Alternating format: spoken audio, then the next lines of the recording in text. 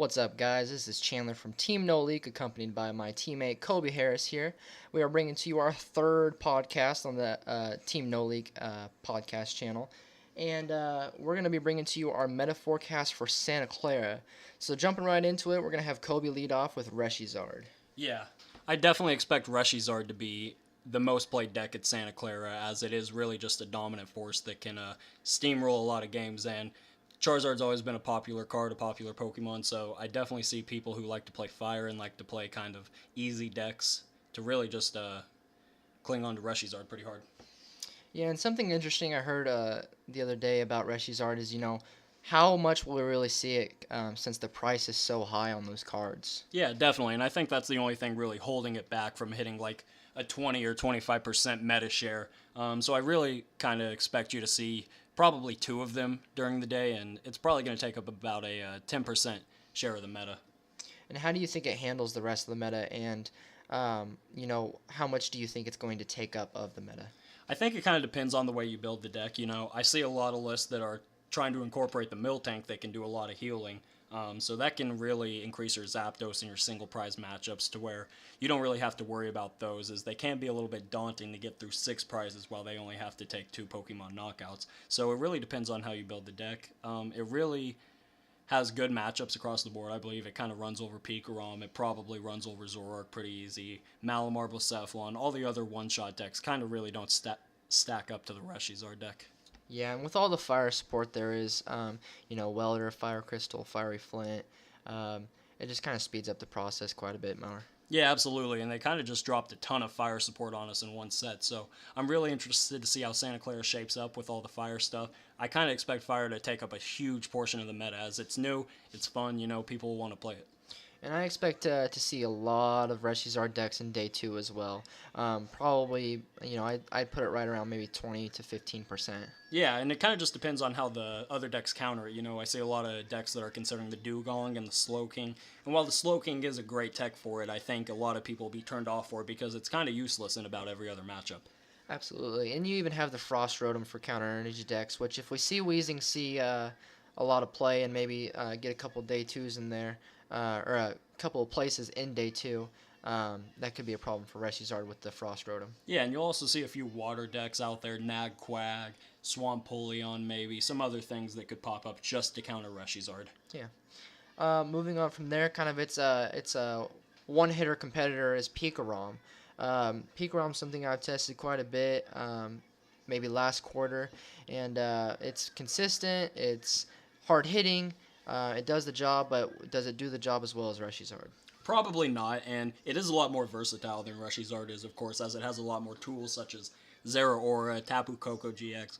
And Tapu Koko GX could be a huge card in the Reshizard matchups. It can just kind of come in and swing games really easily. And I think what we see with Pikarom is it has a lot of support Pokemon, as opposed to where Reshizard has a lot of support, trainers. Yeah, but let's not forget that Pikarom also has a few of those with Electromagnetic Radar coming out. Things like the Dene GX, Electropower, still all really strong cards to boost that Lightning archetype. Absolutely. How much of the day 2 or even the tournament itself do you expect Pikarom to be there? I think a lot of people that have been playing Pikarom and kind of don't want to pay that price for the Reshizards will continue to play it, as they might be comfortable with it, and it really can just steamroll games like Reshizard does. I'm not sold on the Reshizard matchup, but with other things kind of gearing towards teching Reshizard, it could have a really good showing and go uncontested. Yeah, and we see a lot of local players doing that, opting for the cheaper one-hitter option. Pikarom is that cheaper version of Reshizard, if you so call it, and that might be the easier route for a little budget-friendly people. Yeah, and it could also see like the same thing that Blacephalon GX had this format, where a lot of people counted it out with Pikarom coming out, Mally getting a lot of consistency boost with Viridian Forest, so it really wasn't a hyped archetype, but Zach Lesage came in and won a regional with it, so we could kind of see the same thing happen there. Yeah, absolutely. From there, we see Zapdos. I know Kobe's tested a lot in Zapdos, many variants. We expected to see probably a comfortable amount of positions in day 2 of Santa Clara. Kobe, what do you think? I think Zapdos is probably second or best deck in format. The Zapdos Beast variant is the one that's getting a ton of hype right now, and for good reason. It gains a lot of new tools, but the thing I'm concerned about with that archetype is, can it stay consistent while adding in all these techs to beat other matchups? Right. And if we keep seeing Muck in the format like we have been, that could prove a problem for a lot of variants of Zapdos with the Jirachi engine. Yeah, I expect for Santa Clara for there still to be a decent amount of muck in the room until we really see how the Reshizard variants are built, whether it's Jirachi, Salazzle, Green Surge, however they're built. If Jirachi stays popular, then I would expect muck to stay popular for the remainder of the season. But if Reshizard gears towards more of a Salazzle or Green Search engine, then it could start to go away and leave some openings for Zapdos to come in and take some big wins. Yeah, definitely. As well as all the different type of beast Pokemon you have, Ultra Beast Pokemon. You have Buzzwole, Buzzwole GX. There's just so many, different types of beast Pokemon that you could throw into that Zapdos Beast deck. Yeah, the thing I'm really liking about it is that it now has a lot of other like big hitters like Kartana, Buzzwole, Nihilego. They can really help you conserve your Electro powers for when you really need them, giving you a lot higher of a damage cap than Zapdos has seen before. Yeah, absolutely. From there, we've seen Weezing. If you guys listen to our last podcast, we kind of ranked Weezing a little lower than what we are now, or at least myself. We kind of had Weezing towards maybe tier 2 or 3. I'm thinking it's probably more top tier 2 and maybe bottom tier 1 for sure. I've been testing. This is the most tested deck that I've had in this with this new set release, and I am enjoying it quite a bit. I plan on taking it to further cups. If it proves well at the cups, I'll probably end up taking it to further regionals. It's just, a really fun deck, and it does a lot of power. Yeah, I'm really curious to see how people are building this Weezing deck, as there seems to be a ton of techs that people are wanting to play in it, such as the Larvitar, the Frost Rotom, the Honchkrow, Tapu Kokos even. So I even see Chandler playing Muck in it, which can be really good against Zapdos if they tech correctly for the matchup. It has a lot of power. The card Weezing itself is a really strong card, so I definitely think it could see some success in 2 or 3 day 2 placements. Yeah, and I think Weezing pretty much takes the auto win over Zapdos anyways, just because you have to waste 2 Electro Powers to knock out a Weezing. You have to, do a lot of things really to handle that spread, that power, and the Muck really just puts the icing on the cake, really. Yeah, and if you're concerned about Weezing as a Zapdos player, I would definitely consider teching in Mew. I have been teching in it as well. I don't think the Mew is quite enough to swing the matchup. I think you also need a Field Blower, which I would be playing anyways in Zapdos now. But getting rid of spell tags, and then Mew's attack is also pretty good in that matchup, as you can put 1 damage on each Weezing, making it take only 1 Electro Power for the knockout. Yeah, definitely. And we've seen that a lot in our testing where you're utilizing that Mew in order to do that 1 Electro Power attack. Yeah, and most Zapdos decks are already playing 2 stretchers, so that Mew, if it dies, can be brought back instantly. So I think it really is a decent strategy for against Weezing, but if Zapdos decks go unprepared, Weezing will absolutely just steamroll them. And, other matchups for Weezing include, like Reshizard. That's where I'm heavily considering the Frost Rotom. Just for that 1-hit KO if they mid-game probably, where they have a bunch of energies on board and just gonna slap the crap out of a Reshizard. Yeah, or even something as Russell Lepar said, where you get a lot of damage on 2 of them and then you just threaten the magical swap really early. So yeah. I definitely think it's a strong deck that if you can get the consistency right in it and you can pick the right text for what you're going to see, I think it could have some success for you. And something very interesting I also heard from Russell Lepar was the Honchkrow. Honchkrow was something I hadn't considered beforehand. It's still a little iffy to me. I've been testing it quite a bit since I had listened to that video by him and Seagrove. But it's definitely very interesting. The fact that you can maybe one-shot, some higher number of Pokemon. Just a very interesting tech that I've been looking at. Yeah, and the thing about Honchkrow is I already think Alolan Muck could be really good in the deck, as it's synergies with Treasure, and it's just a really strong card against Zapdos variants and just Jirachi in general. It also blocks that Mew ability, so you can get your spread off. But if you tech the Honchkrow, I think you definitely need to play a Grimer along with the Muck, so you don't have 2 Ditto targets there. Yeah, absolutely. And something I've been finding hard with Weezing is, like, what text do you really put in? Because, if you put in the Frost Rotom, the Honchkrow, the Muck, the Larvitar, it's becoming a lot of text, and finding space for all those texts gets a little weary. So finding the right one and what you think your worst matchup is. So maybe if your Reshizard matchup is your worst, maybe you tech in the Frost Rotom. Or maybe if your Zoroark or Pikarom matchup is the worst, maybe you think you need to tech in the Larvitar. Yeah, and you definitely got to think about what you think you're going to see. Like, Gardevoir Sylveon is a definite bad matchup for the deck. But do you really think you're going to see more than one Guardy Sylveon throughout the tournament? I'm not so sure. So that may not be a deck that's worth teching for, and you really just got to consider what you're going to see when you play the deck. Yeah, and like you said, Gardevoir Sylveon is probably the worst matchup due to the Max Potions and the Acerolas. But you could also consider Zoroark with Acerola counts. I've always played 2 Acerolas in my Zoroark lists, and I don't know if other players do a similar thing, but those are also decks. And maybe sometimes Pikarom gets a little cheeky and throws Acerola, and I've seen it many, many times. Yeah, and with Gustavo playing Acerola in his first place list, I expected to kind of see some play in those Pikarom decks for sure. Yeah. But I haven't really played 2 Acerola in my Zoroark builds this season too much. I think I've been a big proponent of 2 Palpad just to give you that late consistency, or a second stretcher, just kind of something to give you a little bit of extra power throughout the game. But with Zoroark really trying to tech with Persian and Slowking and Lycanroc, it may get to the point where they can't fit the 2 Palpad or the 2 Acerolas. So it could be a good time for the deck, and I would definitely consider playing it if you're a spread player. Yeah, I'm excited to see how Weezing finishes in Santa Clara, just to give me a good idea of how I'm going to move on with it. Moving on from Weezing, we have Zoroark. Personally, it may sound a little crazy, but I don't think Zoroark's going to see much play after this set list released. I just don't think it has enough power to deal with Reshizard and Pikarom both. I just think it's too much for the deck right now.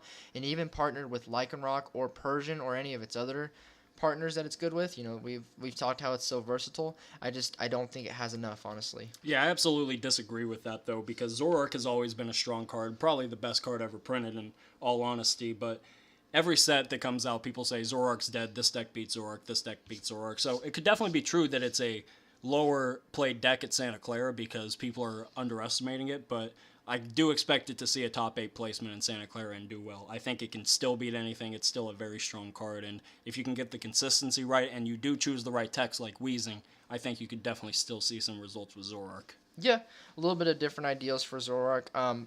Again, personally, I think it just gets retired to Expanded now, and that's where its home is. Yeah, absolutely not. I think that Zoroark just kind of dominates no matter what it's doing, so I wouldn't count Zoroark out. I would expect to see 1 or 2 of them throughout the day. It's still a really strong card, and people that play Zoroark still love to play Zoroark, so count on that being in the tournament for sure. So, I mean, let's talk about its matchups a little bit. We have Zoroark. We have it maybe partnered with Persian or Slowking. That Slowking is really going to help with its Reshizard matchup, but what really happens when Reshizard takes care of that Slowking and you're just kind of sitting there? Yeah, a lot of things I see with people playing Zoroark is they're not playing the Slowpoke, which I absolutely think is a mistake, as it is such an important card in that matchup. Something that me and Chandler really disagree on is how viable the Persian's attack can be in the Pikarom matchup. I think if you kind of go in for a 2-shot on a Pikarom with the Zoroark and then you can just clean up with a 1-shot on the Persian in the mid to late game, I think that's just fine in the matchup, as Persian can really hit those numbers once you get 9 Pokemon in the discard. That's not too hard for a Zoroark deck to place 20 Pokemon, and Persian's ability naturally leads to easy combos, so that Choice Band Kukui to get the full effect isn't going to be the hardest thing ever in the world. Yeah, and I mean, even when you have the Catwalk? The Catwalk ability, you can get that Kukui Choice Band play. I don't think it's a completely useless attack, but I do think it's much more of a late game for sure attack. Maybe mid game if you get lucky and have a lot of Pokemon in your discard, but I just think it's something that you're going to need to use much in the late game. Yeah, it's definitely a late game attack, but I think against some decks that can be fine, as it really gives you a better answer to Ultra Necrozma. It gives you a better answer to Blacephalon. So I think Zoroark's matchups right now with the Persian could be better than they've ever been before. Now, when we see Pikarom as well, are we still going to be seeing the Zoroark variant, Zoroark Lycanroc variant? Yeah, that's something I've been saying for a few weeks now, that it may be time to let go of Lycanroc in the deck, and that could really open up some space for you to put consistency in other techs in, like the Persian, like the Slowking. You might want to supplement that with a counter catcher, as the Persian variant will be a bit slower than the Lycanroc variant, but I believe that it has much better late game potential, and the Persian throughout the game will be a better card than the Lycanroc. Yeah, definitely. So moving on from there, we see good old Blounds Blacephalon. Again, we saw Zach Lesage win with this in Collinsville. Haven't seen a whole lot of it. I've seen it at some cups here and there, performing decently still. Moving on, but with this new set release, what is its potential? Yeah, I think it really the true and faithful Blacephalon players will continue with it. You know, they like just spamming the board with energy, blowing stuff up. It's kind of a brain dead deck that you can take to any event. And kind of, if you don't want to think a lot during the tournament, it's a good choice for you, as you can just let loose and just kind of explode on your opponent if they don't have an answer to that. So let loose has always been a strong card, and Blacephalon is definitely one of the decks that can take advantage of it the most. Yeah, and its matchups, you know, it has a Reshizard matchup that you're going to see eventually. What fire deck really reigns there? Probably Reshizard, right? Yeah, definitely. But the thing about Blacephalon and even things like Malamar is it's kind of just a crapshoot whether you're going to beat these tag team GX decks, whether you hit your energies. If you can knock out 2 of them, I mean, that's great, but can Blacephalon really keep up the steam to do that? Reshizard can kind of just roll over it before. I mean, Reshizard can hit a turn 2 230, so if the Blacephalon player doesn't respond immediately with B-strings, it could just kind of be over for them at that point. Yeah, absolutely. We've always seen that kind of be the, not really the downfall of Blounds, but if you don't hit your B-string turn, you're going to have a bad time. If they're able to skip your B-string turn, it turns out to be pretty bad for the Blacephalon player. Yeah, and back in the Lost Thunder meta, we saw a little bit of that with decks like Buzzwole and Zoro Tails kind of aiming to skip that B-string turn. But right now, I think the bigger problem for Blacephalon is going to be just kind of going too fast, and it doesn't have time to get its B-strings off. You know, you can't thin your deck out as well as you want to, so you can't draw as many cards as you want to. You can't build up a hand with multiple B-strings. So Reshizard and Pikarom could both just be too fast for the deck at this point. Yeah, definitely. I think Reshizard and Pikarom just have too much power, too quick, and I just think it's too much to handle for Blacephalon. Yeah, I mean, if you like the deck, you've been playing it, you're comfortable with it, I definitely wouldn't oppose taking it to the regional, as, you know, you can just kind of draw hot and beat everything, but I definitely wouldn't be considering it for Santa Clara. Yeah. So from there, we move on to Baby Blacephalon. With me testing Weezing so much, I haven't found Baby Blacephalon to be a problem. Weezing takes care of Baby Blounds pretty well, but that doesn't mean that it wouldn't provide a problem maybe to Zapdos or you know, any of those lower HP Pokemon. I just don't think it's consistent enough to get all the fire energy you need in your hand to knock out those big Pokemon. Yeah, you really have to draw hot, turn in and turn out with it to be able to perform like you want to. But it is really a budget deck that a lot of players that are new will pick up, and they'll really see the power of it, and they'll really take a liking to it. So I think if you're kind of struggling for money and you really want to play something powerful, that Baby Blacephalon could be a good choice for you. But I really don't expect it to take too many Day 2 spots as much as I expect it to see some Day 1 spots. Yeah, I think its matchups are just still a little rough. I think with kind of the hype that Weezing's getting, I think it just kind of runs over Baby Blounds, and it just doesn't really stand a chance. Yeah, and we're seeing a lot of different variants of Baby Blounds, whether it's the Salazzle or the Green Search. I've been kind of an advocate of the Green Search variant of the deck, but even something like Jirachi could help you get into that Welder. And one of the deck's biggest problems is going to be that Let Loose card that kind of sets your hand to 4, and you really got to hit all the pieces, the Welder, the 2 energies. So it could be a problem for the deck, and Jirachi could really try to smooth that over for it. I'd probably have to agree with the Green Search variant is probably the best way to go about it. Just because that's going to help you get your B-string, it's going to help you get, you know, all your other tools and items and supporters that you're going to need to set up for the next few turns. Yeah, and if you don't have, like, immediate responses to these Baby Blacephalon attackers, they can really just take multiple knockouts while you're only taking 1 prize once you do get around to killing the Baby Blacephalon. So I think it's a deck that has potential if you can find a great list for it. I'm not super sold on it. I probably wouldn't play it myself, but it could be a strong choice going into Santa Clara. Yeah. So moving on from there, we have Malamar. We've talked about Malamar probably every show now, every episode now, and it's just always something that you see pop up. It's always an average deck. It's always, you know, maybe grab you a couple of Day 2 spots. It's just kind of an all-around average deck, I think. Yeah, Malamar's really been one of the most underwhelming and disappointing decks that I've had the experience playing with over the last few years, and maybe even my time playing. It does see some success from time to time, but every time I play it, I just can't find the consistency I like for it. And even though it does have that power and that versatility to handle a lot of matchups, I just can't find a consistent list for it, and I definitely wouldn't recommend playing it into this unknown Santa Clara meta. Yeah, and I mean, something interesting I've seen that's kind of rogue might be paired with Alolan Muck. Alolan Muck GX. Yeah, that's something that we've been seeing, and that Alolan Muck is kind of an average card. It does have some potential. That second attack that does 120, I believe, and heals can be really strong against these single prize decks like Zapdos. like Wheezing. Kind of gives you almost an auto win against those. So if single prize decks are really something that you're scared of, the Muck Muck could be a good answer for that. Yeah, I mean, it's really interesting too, seeing you have that Muck Muck and you get it set up and you put a was it Poison Barb on it, and I mean you just keep healing every turn, and it's kind of insane that second attack being able to heal 100. Really the only the big attackers like Reshizard and Pikarom are going to be able to kind of steamroll over that for sure. Yeah, get over that barrier. Whereas your Zapdos, your Weezing, your Zoroark, maybe Baby Blounds is going to have a really hard time handling that second attack. Yeah, you can start healing, and even its first attack and its GX attack, which creates a lot of poison damage, can be pretty intimidating. That GX attack does do 15 damage counters for poison, so if your opponent has a low hand size and you don't think they can get out of that poison damage, it could create a 3-prize knockout on something like a Reshizard going back into your turn, which gives you a ton of potential. Yeah, and I think its first attack does 8 between turns, doesn't it? Yeah, the poison does 8 between turns. And that's pretty insane in itself, too. I mean, that's 160 going back. Yeah. And that's... Go ahead, sorry. That's definitely a good attack for these single prize decks also, as 8 damage counters can really knock out every non-GX attacker. So the deck has a lot of potential, and if you like the poison status condition, I think this is really one of the best poison cards we've gotten in a long time, as the numbers, the 8 and 15 numbers, really seem to add up in a good way. Definitely. And, with the new stadium, what is it, Dust Island? Dust Island, maybe? Something like that. It keeps its, I believe the active Pokemon then becomes poisoned if the active Pokemon is already poisoned. Is that correct? The poison stays, but it transfers to the new active Pokemon. Which is really good as well, especially if you've done that 8 between turns or that 15 between turns, or would the 8 only apply to the previous active Pokemon? No, it would still be 8. It would still be 8? It would still be 8. That's pretty insane. So, even if that stays and they bring up a new one, and then as well as, you might have to run a couple of unfavorable supporters such as Koga's, or is it just Koga? Koga's Trap. Koga's Trap.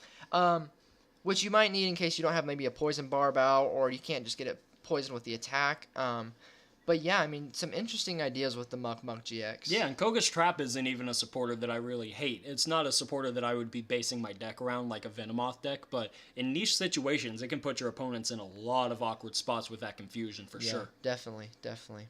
So kind of moving on from there, maybe some rogue decks we might see around Santa Clara. Some less than optimal water decks. Nagaquag, we talked about it earlier. We just don't see that it's consistent enough to handle everything in the format. You have the new Fighting Quag, but the Onyx is better. It's just a really awkward and clunky deck for this meta. Yeah, and while you're really handling those matchups, maybe Pikarom and definitely those fire matchups, I think if you take the deck to the tournament, I mean, you'll probably see, 3, maybe 4 of those matchups, and that's just not enough to get into day 2. So if you're going to pick a water deck, I'd really be careful and make sure that it does also have some good matchups. A deck that I've really liked in the past and has been really one of the only rogue picks that I've been playing recently is Swampoleon. It's got a lot of power. It's a slow deck, but once it gets set up, I mean, it's pretty unstoppable as those Empoleons can take huge knockouts. It really bodies about every other single prize deck, and if you don't have an answer for those Empoleons turn in and turn out, it can really just stream 6 prizes on you too fast. Yeah, and something we also might see might be Hoopa Umbreon. This is something I've always kind of liked, but still maybe kind of rogue. So, something we might see, just a few different ideas for rogue. But we're really excited to see kind of the results of Santa Clara, so we can base maybe our decisions now off of the new meta, the new set list, and just kind of go from there. Yeah, it's always interesting to see that first big tournament after a set release, as it really will define the meta pretty quickly. And in 2019, we're really seeing the meta be defined faster than ever, as the internet is full of information and regionals are happening almost every weekend. So my kind of predictions for the meta is you will see at least 2 or 3 Reshizards throughout the day. It's going to be a popular deck. I would prepare for it, and I would definitely not be playing a deck that just straight auto loses to Reshizard going into the tournament. You'll also see 1 to 2 Pikaroms, 1 to 2 Zapdoses. You probably see a Zoroark, and I would just make sure you have an answer to these big one-shot decks, and don't just play something that is too slow for them to handle. Yeah. Well, I think that's going to wrap it up for us, guys. Again, this is Chandler from Team No Leek. Go ahead and give our YouTube and our Facebook page a like and a follow. And I'm, again, accompanied by your boy Kobe. Thank you again for joining us. Thanks, guys.